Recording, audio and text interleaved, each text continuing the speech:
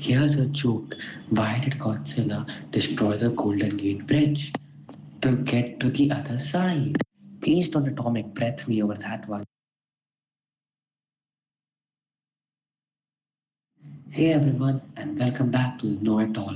Today, we're talking about the psychological aspects of one of my favorite kaiju movies, Godzilla 2014, the bridge scene, and why it's actually way deeper than it looks.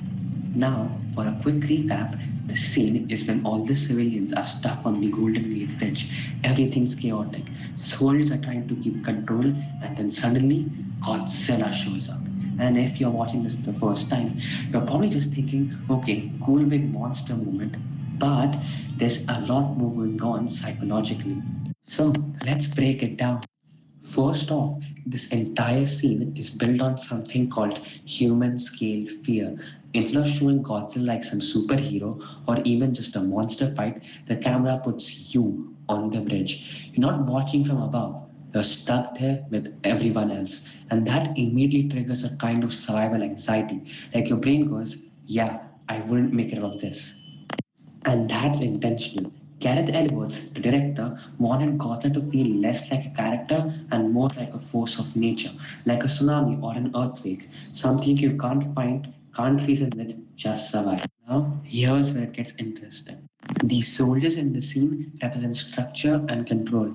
They're trying to organize people, calm them down, keep things moving. But the second Godzilla appears, that illusion completely breaks, and psychologically, that hits hard because it shows how fragile authority really is in this situation. There's also this contrast between calm and chaos. Right before Godzilla shows up, things are tense but somewhat controlled. Then, boom, everything flips instantly. That sudden shift creates what's called shock response, where your brain literally struggles to process what's happening.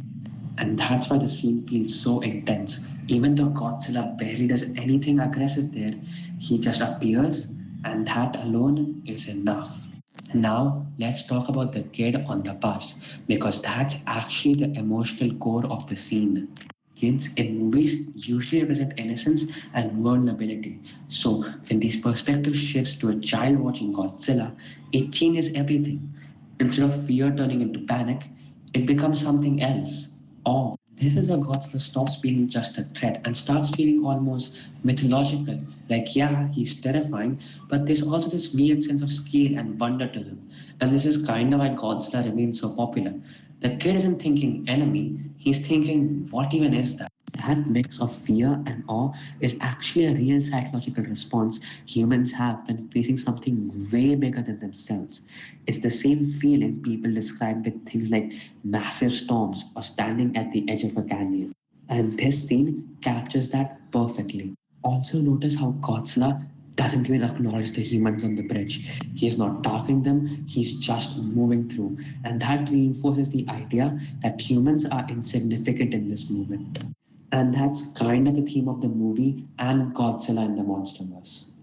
Monsterverse Koji isn't evil. He's not good either. He's just a force of nature. His role is to maintain balance. And this scene is where that idea really clicks for the audience.